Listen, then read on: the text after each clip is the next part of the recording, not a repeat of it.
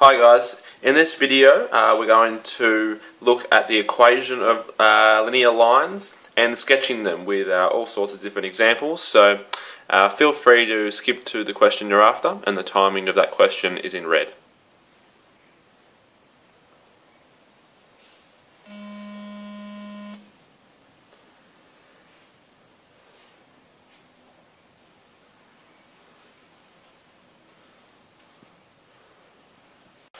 Question 13. Now we're starting a new topic here, which is all about graphing straight lines, or you might see it as linear lines.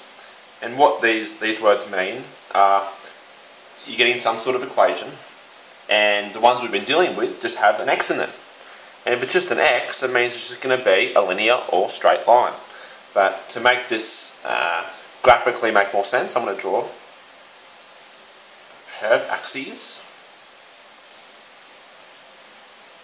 Okay, and we're going to try and graph maybe these two equations, and then with that we can find the gradient and the y-intercept. And we actually don't need to draw it to find the gradient or y-intercept. We actually can find it straight away just using the formula. But I just wanted to show you after we got the answer what it looks like. Okay, so you probably have seen y equals mx plus c. Now this is the equation, the general equation of a straight line. And m is the gradient, and c is the y-intercept. So from this we can actually straight away get our answers. But I wanted to draw it as well, what it looks like. So our answer 1 would be our gradient, which is m, which is the number attached to the x, is 5. And our y-intercept, which is this number c here at the end, will be minus 3. 2 will be minus 3. So what this actually means is some sort of straight line. Now, it's y-intercept. That means that where it crosses the y-axis. This is the y-axis, this is the x-axis. So the y-intercept is where this straight line, wherever it looks like, actually crosses this y-intercept, and it crosses it at minus 3. So if we go 0, let's work on the y here. This is 1, 2, 3. This is minus 1, 2, 3. It will cross here. Now we know it crosses here, but we don't know what it looks like yet. We can work with the gradient, and what the gradient is, you might have heard the rule of thumb: rise over run. Okay, so, or how steep it is, all sorts of words here. And in this question, the gradient is 5. So that means that rise over run is 5. Or another way of saying it is that it rises 5 every time it runs 1. So if this is new to you, seeing how to draw a linear line, just keep this in mind. So if we go in the x direction, 1, 2, 3, 4, minus 1, 2, 3, 4. Okay, we know it crosses here. Now we know that it rises 1, 2, 3, 4, 5. 1, 2, 3, sorry, 4, 5, as it goes across 1. So it must go from here to there. Now we all know with straight lines, if we have 2 points, we can just extend them. And that is actually our equation. So I'm actually not going to do this for the next question, but that's just what this line looks like. And once we have this line, we can find out information like the gradient and the y-intercept. Okay, we'll leave this little y equals mx plus c, because that's actually all we need to solve these questions at the start. Okay, but now it's in a little bit different form.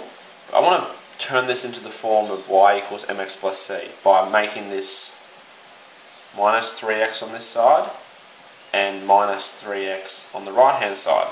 So we'll be left with y equals, now we can put this minus 3x, and there's a plus 12 left over. And with this, okay, it's already in the form of y equals mx plus c, and if m is our gradient,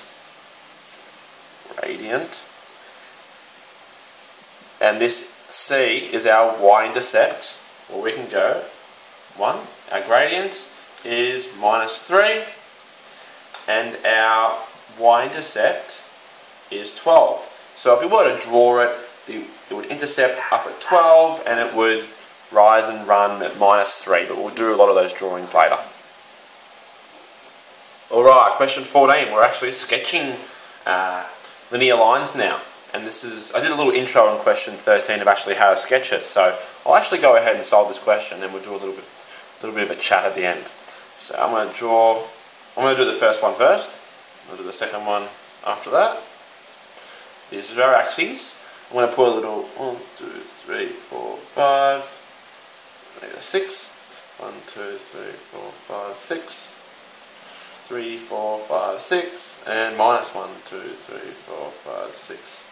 Now, from question 13, we know that the general form of a straight line is y equals mx plus c, with m being our gradient and c being our y-intercept.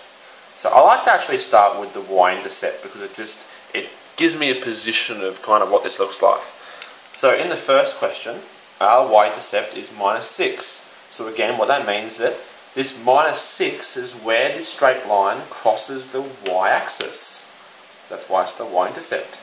And -6 on the y-axis is -1, 2, 3, 4, 5, 6 here. So we know that our straight line goes through that point somewhere.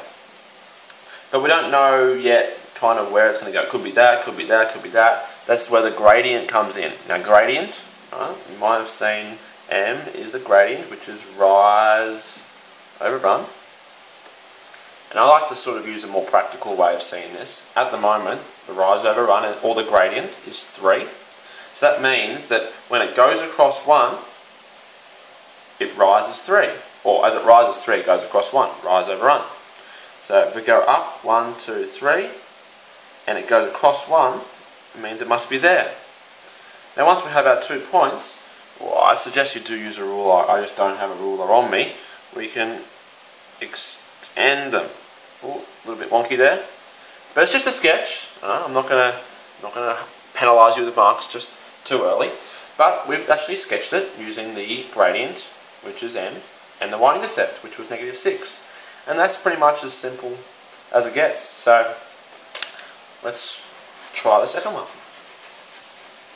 Now, if you're happy with that explanation, just pause it here and have a go at the second question before I actually do a solution and see if your sketch matches up to mine. Yours could be better than mine if you use a ruler. Okay, I'm going to do 1, 2, 3, 4, 5, 6, 7.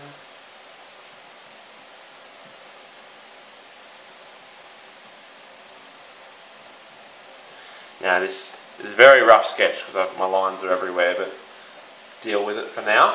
Okay, now this looks a little bit different up here, but I still like to use the rule of thumb that the gradient m is the number that's attached to the x. So don't get confused if sometimes you see it here, which is actually written y equals c plus mx. Okay, the gradient's the one that's attached to the x, and the number that's attached to the x this time is -2. So we know that the gradient is -2, and the number that's pretty much outside of that little gradient in the x, which is c with the y-intercept, in this case is 7. So that's like my starting point, my reference point. I know that our line goes through 7. 1, 2, 3, 4, 5, 6, 7. 7 in the y, because it's the y-intercept.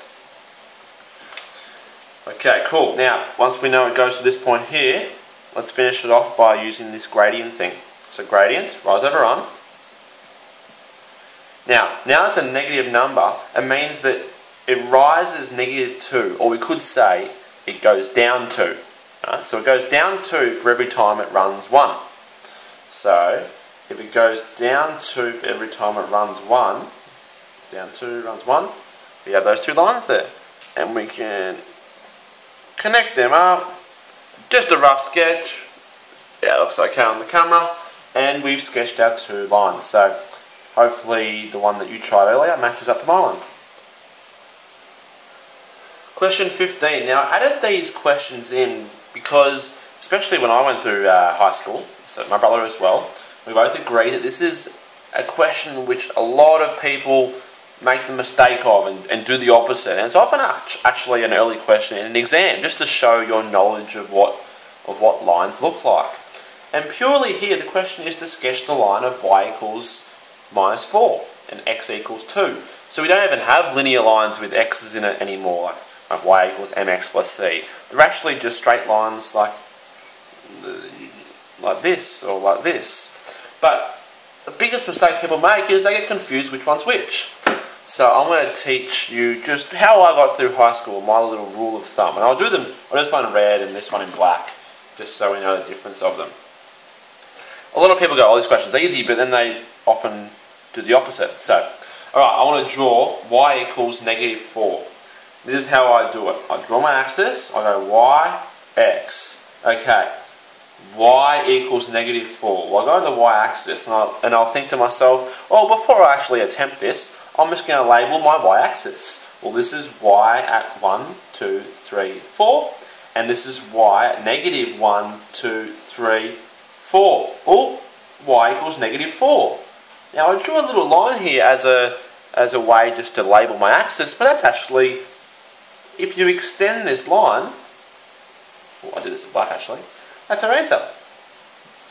That is the answer of y equals negative 4. Notice what I did there. I just went, okay, well, we're dealing with the y one first. Let's just label the y-axis. And when I got to labeling y equals negative 4, I just drew a little line and extended it. That was our answer. Simple as that. That's how I got through multiple exams just doing that method. Okay, so I'll do this one in red now. Same as x, okay? Maybe this could be the first question in your exam. I want you to sketch x equals 2. Okay, x, x, x. They start with x, let's label the x-axis. Well, this is negative 1, 2, 3, and positive 1, 2, 3. Well, when I labelled x equals 2 then, I drew a little dash, but because that's our answer, I'm just going to get that dash and extend it. And that is our answer for x equals 2. So notice how, if you do my rule of thumb, you'll never get this question wrong and you'll never get confused. So, if you like it, maybe teach a friend. Question 16. Now, we have two graphs here, or two lines on graphs, and we need to find the equation for the lines. Now, the first thing I do is, usually at the top of the page, I'll just put y equals mx plus c, because that's the general equation for these straight lines. So, the reason why I do this is so I know I have to find m and I have to find c. We know m's the gradient and we know c is the y-intercept. So, let's have a go at both of these problems. Now, in both of these problems, all they give you is just a looking line out. Obviously, this extends on because it's just a straight line. But they give you 2 points that the line goes through. So here and here, and here and here. And they give you the coordinates of these points. Now, the reason they do that is because we can use the gradient formula, which you might have been just taught, to find the gradient. And the y-intercept is actually quite easy to find because we know where it crosses the y-axis in both of these questions. Okay, so actually, let's just find c first because c is quite easy to find. C is the y-intercept.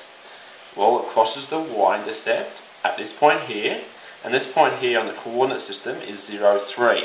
That means 0 in the x and 3 in the y. Because it's 0 in the x and up 3. So, our y-intercept is 3.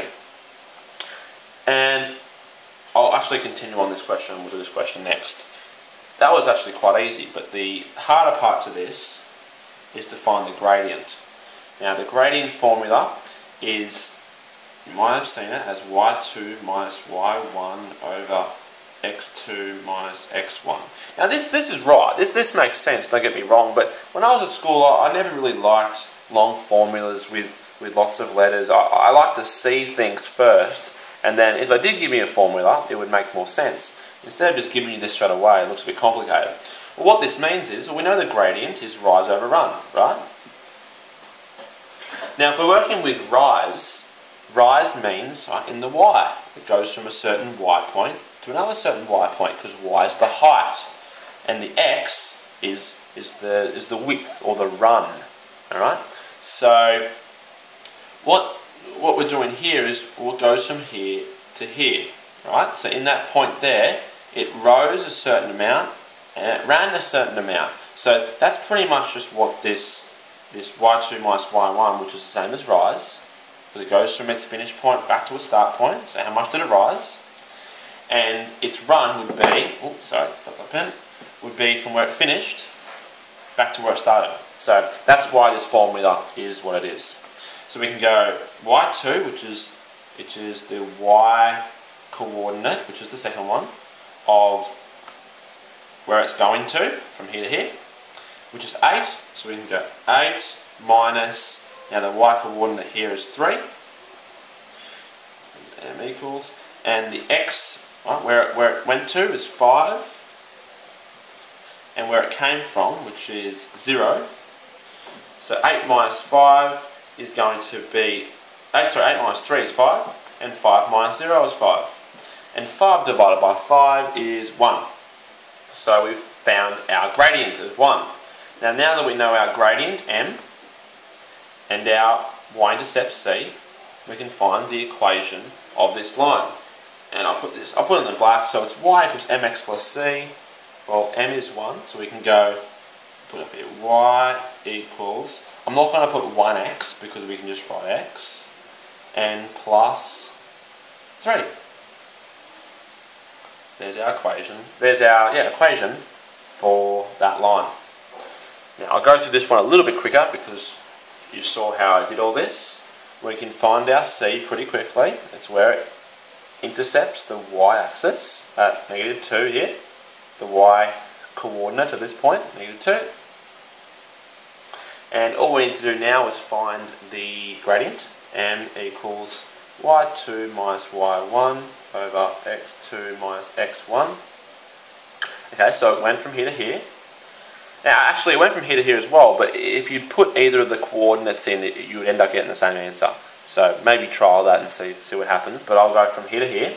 So y2, the y1 is, the y2 is 1. 1 minus, now 1 minus minus 2 is the same as 1 plus 2. And x2 minus x1 will be 3 minus 0. So we'll get top line 3 divided by 3. And again, we have our gradient as 3 divided by 3, which is 1. So we'll go ahead and find our final equation now, because we know that m equals 1. So we go y equals, now mx plus c, well m is 1, so I'm not going to write 1x, I'm just going to put x. And c is -2, so there is our equation for this line.